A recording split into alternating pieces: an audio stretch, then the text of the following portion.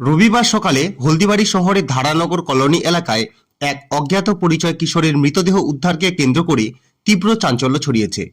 স্থানীয় সূত্রে জানা গিয়েছে, হুজুরের মাঠ সংলগ্ন একটি ফাঁকা জমিতে আনুমানিক 14 বছর বয়সী ওই কিশোরকে নিথর অবস্থায় পড়ে থাকতে দেখেন স্থানীয় বাসিন্দারা। রবিবার সকালে স্থানীয়রা কিশোরের দেহটি পড়ে থাকতে দেখে তড়িঘড়ি হলদিবাড়ি থানায় খবর দেন। খবর পাওয়া মাত্রই হলদিবাড়ি থানার আইসি কাশ্যপ রায় সহ অন্যান্য পুলিশ কর্মীরা ঘটনাস্থলে পৌঁছায়।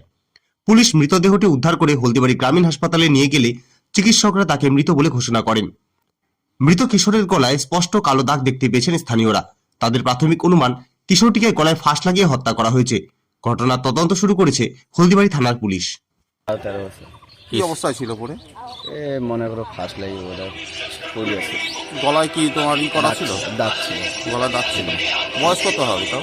12-13। কি মনে হচ্ছে এখানকারই না যুবক? না, এখানকার থানা না। সাধারণ না, না না না, বাইরে। বাইরের এক জায়গায়। রাতের বেলা কি কোনো চিৎকার চেঁচামেচি বা না না, কিছু ওগুলো শোনা যায় না। কিচ্ছু শোনা যায়নি না? এটা একজন মহিলা এর পার্শ্ববর্তী মাদারশরীফ মাঠে গরু বাঁধতে আসে, একটা ডেড বডি দেখা গেছে।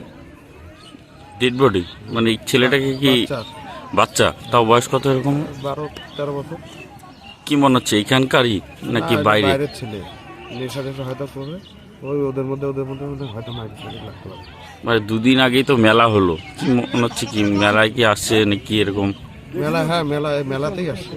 মেলাতেই আসছে। আচ্ছা আচ্ছা, চেনা যাচ্ছে না তাহলে? চেনা যাচ্ছে না। এইটা কোন জায়গা? এটা হলো মাদারশরীফ মাঠ। মানে